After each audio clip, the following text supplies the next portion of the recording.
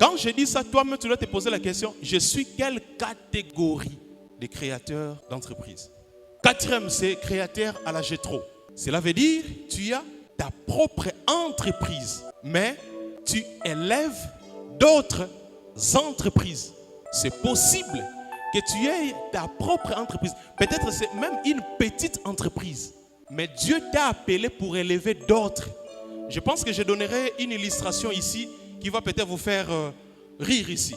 Nous avons connu des amis à l'époque qui n'avaient aucunement de copines. Mais lorsque toi tu as un problème avec ta copine, cet ami-là a la capacité de bien te conseiller. Et vous arrivez même à une solution fiable. Mais lui n'a jamais eu de copine. Jamais on l'a vu avec quelqu'un. Mais s'il te conseille, toi tu réussis dans ce que tu fais. Il y a de ces gens-là, lui n'a pas une grande entreprise. Mais par lui, tu peux connaître des exploits dans ton entreprise. Ce sont des Jethro. Jethro, il avait son église là-bas chez les Mandianites. Mais une fois, il a foulé ses pieds dans le désert, envoyé le peuple d'Israël. Il a dit à Moïse, Moïse, ne travaille pas seul comme ça. Cherche des gens, prie pour eux et tu réussiras. Quand il a fait ça, les choses ont bien marché. Vous savez ça, n'est-ce pas? Il y a des gens qui sont comme ça. C'est pour cela qu'il ne faut pas négliger. C'est lui qui fait la conférence là. Est-ce que lui a beaucoup d'argent? C'est lui qui a fait la conférence là. Est-ce que lui connaît des choses? C'est lui qui a fait la conférence là. Est-ce que lui connaît? Peut-être moi je ne suis pas comme toi, mais moi je suis Jethro. Par moi tu peux connaître beaucoup d'exploits dans ta vie. Il y a des gens comme ça. Lui il connaît, mais sur terrain tu es plus que lui.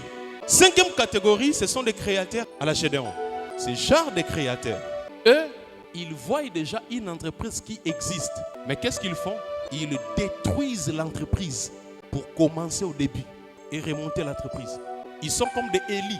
Ils voient déjà l'hôtel, ils brisent l'hôtel et ils rebâtissent d'autres choses. Si tu as hérité d'une entreprise et que tu vois que cette entreprise-là commence à te déstabiliser, je te donne cette méthode, comme Gédéon, comme Élie. Donc prends l'entreprise, fais c'est comme si l'entreprise commence maintenant. Tu brises, tu changes le système. Parce que nous allons voir ça, parce qu'il y a certaines personnes, quand toi tu hérites d'une entreprise, ils connaissent peut-être ton père. Ils ont respecté ton père. Ils ont respecté ta mère, ton oncle, ou que sais-je. Mais toi, on ne te respecte pas parce qu'on ne te connaît pas.